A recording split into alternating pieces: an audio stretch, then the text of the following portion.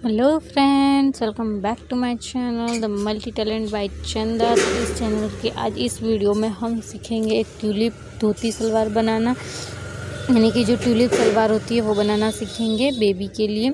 तो ये देखिए, यहाँ पर मैंने एक प्रिंटेड ब्लू कलर का कपड़ा ले लिया है। इसमें कुछ इस तरीके की प्रिंट है और ये थोड़ा सा पतला है, इसीलिए मैंने इसके लिए अस्तर भी ले लिया है। और आप कोई भी इसमें प्रिंटेड कपड़ा और ले सकते हो। इसको पहले हमने डबल फोल्ड किया, फिर हमने तिरछे में इसको 4 फोल्ड किया है, यानी कि एक समोसे जैसा ट्रायंगल आकार बन जाना चाहिए। और देखिए, इस तरीके का करने के बाद हम अब इसमें मार्किंग करेंगे। तो सबसे पहले जो पैर वाली साइड है, यानी कि जो बंद वाली साइड है, वहाँ पर देखिए, तो वहाँ पर 1.5 इंच पर हम मार्क करेंगे।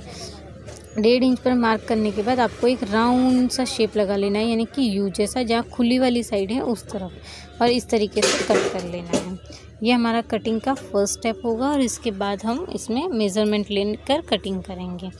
यहाँ पर हमें 18 इंच की हाइट चाहिए, तो उसके लिए हम 1 इंच ज़्यादा, यानी कि 19 इंच पर मार्क करेंगे। तो देखिए, 19 इंच इस तरीके से मार्क करना है। फिर पट्टी को दूसरे कोने पे रखना है 19 इंच, फिर उस तरफ ले जाना है 19 इंच, और लास्ट में कॉर्नर में भी 19 इंच। इससे क्या होगा, जो घेरा है यानी कि जो गोल शेप है वो प्रॉपर आ पाएगा। इस तरीके से गोल शेप आ गया है। और जहाँ गोल शेप लिया है और वहाँ पर जो बंद वाली साइड है उस साइड पर हम क्रॉच का मार्क करेंगे, तो वो हम 7 या 8 इंचेस पर कर सकते हैं।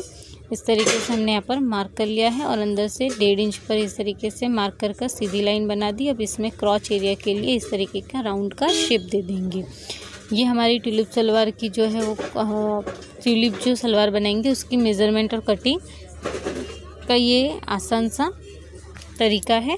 इस तरीके से हमने कट कर लिया है। ये क्रॉच वाले पार्ट पर भी हम इसी तरीके से राउंड शेप में यहाँ पर इसे कट कर लेंगे।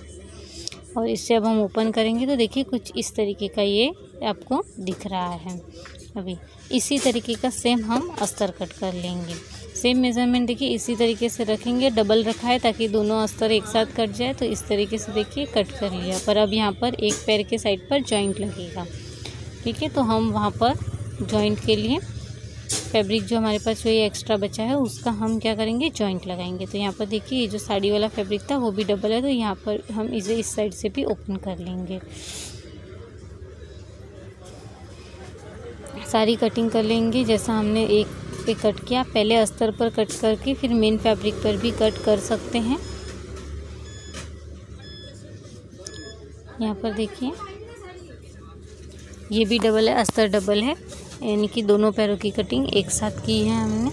और यहाँ पर जहाँ जॉइंट लगने वाला है वहाँ पर जॉइंट लगा लेंगे। डबल फोल्ड कपड़ा करेंगे और उसे यहाँ पर जॉइंट वाली साइड पर रखकर मेन फैब्रिक से इस तरीके से मिलाएंगे और यहाँ पर कट कर लेंगे उसे। और पहले हम इसी तरीके का जॉइंट को स्टिच कर लेंगे। तो सबसे पहले आपको जॉइंट को यहाँ पर देखिए पिन से लगाकर हम सिक्योर कर लेंगे।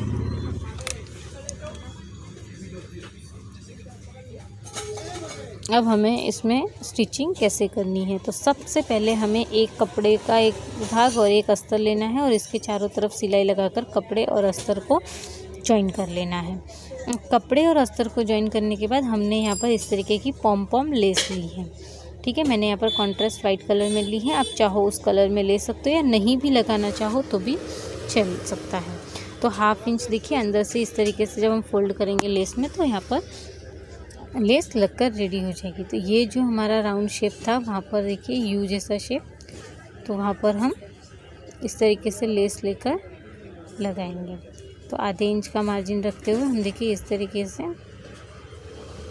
लेस लगाएंगे। ये हमारी कौन सी साइड है, जहाँ पर हमने 1.5 इंच की गोलाई वाली भाग थी उस तरफ, और उसमें हमें राउंड में पूरा 3 साइड पे हम इसमें लेस लगा लेंगे। जहाँ पर हमने क्रॉच एरिया मार्क किया है उस तरफ आपको लेस नहीं लगानी है। ये देखिए, जो पैर वाली साइड आ गई वहाँ पर इस तरीके से गोल घुमाते हुए लेस लगा लेंगे।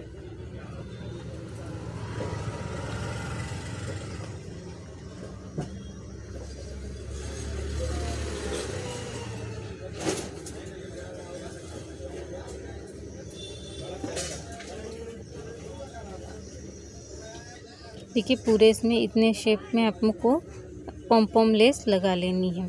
अब इस लेस वाला जो फैब्रिक है उसे बैक साइड पे फोल्ड कर देंगे और इस तरीके से ऊपर एक फिनिशिंग वाली सिलाई लगा लेंगे तो लेस लगकर रेडी हो जाएगी। देखिए एक बार हमने लेस को पलटी करना है, इस तरीके के आप समझ लीजिए कि आपको लेस को पलटना है और फिर इस तरीके से देखिए कपड़े और लेस को ओवरलैप करते हुए यहाँ पर सिलाई लगा लेनी। आप चाहो तो इसमें अगर आप लेस नहीं लगाना चाहते हो तो यहाँ पर सीधा इसको 1/2 इंच मोड़ भी सकते हैं, तो ये भी आपके लिए इजी हो जाएगा अगर आप लेस नहीं लगा रहे हो। तो अगर आप लेस लगा रहे हो तो आप इस फॉर्मेट के हिसाब से जा सकते हो। यहाँ पर पूरे में आपको इसी तरीके से गोल गोल घुमाते हुए इसमें सिलाई लगा लेनी है जिससे कि ये लेस प्रॉपरली फिट हो जाए।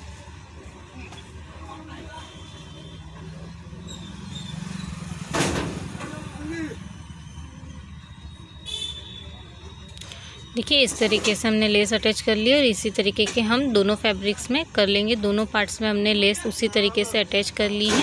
अब एक दूसरे के ऊपर सीधे वाला भाग रखते हुए जो हमारा क्रॉच वाला एरिया यानी कि यू शेप जो बना था वहाँ पर हमें राउंड में सिलाई लगा देंगे। तो देखिए आपको राउंड शेप का बिल्कुल ध्यान रखना है और उसी तरीके का सिलाई लगा लेना है। जो वीडियो है वो फास्ट फॉरवर्ड मोड में है, इसीलिए आपको ऐसे लग रहा है कि मैंने इतनी स्पीड में सिलाई लगाई है, लेकिन जहाँ पर भी आपके राउंड शेप वगैरह होते हैं वहाँ पर आपको बहुत ही इजीली और एकदम धीरे धीरे सिलाई लगानी है। तो अब देखिए अब इस वाले पार्ट को हम जो हमारा एक पलड़ा हम जो कपड़े का उठाएंगे और उसे दूसरी वाली साइड पे जो एंडिंग आपका क्रॉच वाला पार्ट है उसके ऊपर लगा लेंगे। पिन से आप यहाँ पर अटैच कर सकते हैं या कच्ची सिलाई भी कर सकते हैं।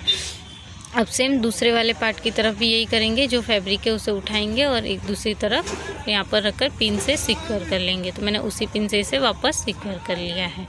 ठीक है, तो वन साइड इस तरीके का बन गया। अब दूसरी वाली साइड का ये वाला लेस वाला पार्ट उठाएंगे और इस वाले कोने पे जो कॉर्नर बना है इसका तिरछा वाला, उस वाले पे एकदम बराबर एग्जैक्टली आपको ये देखिए इस तरीके से मेज़र कर लेना है और यहाँ पर रखते हुए सिल देना है। आप इसे पहले हाथ सिलाई से भी पक्का कर सकते हैं, पिन से अटैच कर भी सिल सकते हो, डायरेक्टली इस तरीके से सिल सकते हैं।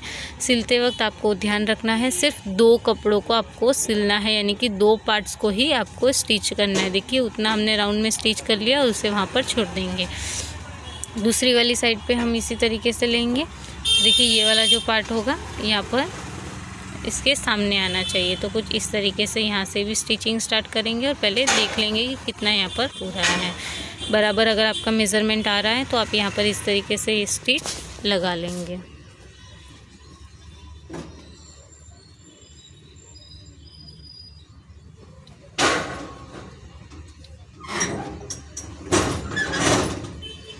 अब जब आप इसको सीधा करेंगे तो देखिए कुछ इस तरीके का ये जो आपका पार्ट बचा है वहाँ पर आप प्लीट्स लगा लेंगे और उसको प्लेन करके यहाँ पर स्टिच कर देंगे।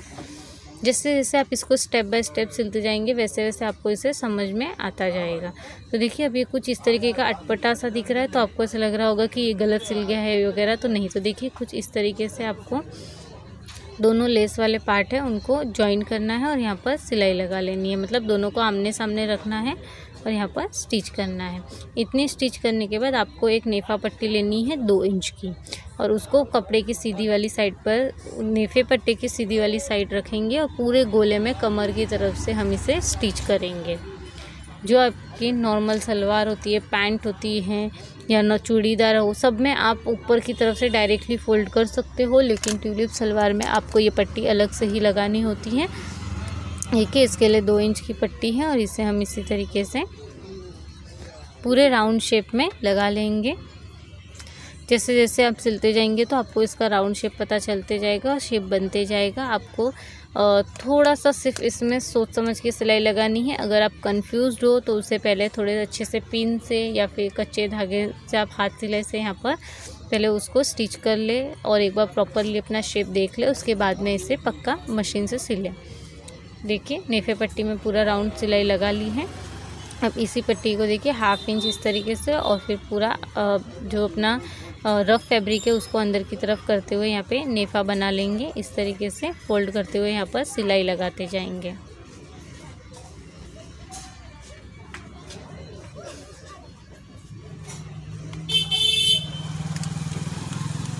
देखिए इस तरीके से सिलते जाएंगे हम राउंड में और यहाँ पर हम आप चाहो तो इलास्टिक लगा सकते हो। मैंने इलास्टिक की ऑलरेडी वीडियोस मेरे चैनल पर अपलोड कर रखी है, तो आप वहाँ पे इलास्टिक डालने का मेथड देख सकते हो या फिर आप इसमें नाड़ी भी यूज़ कर सकते हो। मैं यहाँ पर कस्टमर के कहे अनुसार यहाँ पर मैं नाड़ी डालने वाली हूँ, इसीलिए मैं यहाँ इलास्टिक का यूज़ नहीं करूँगी।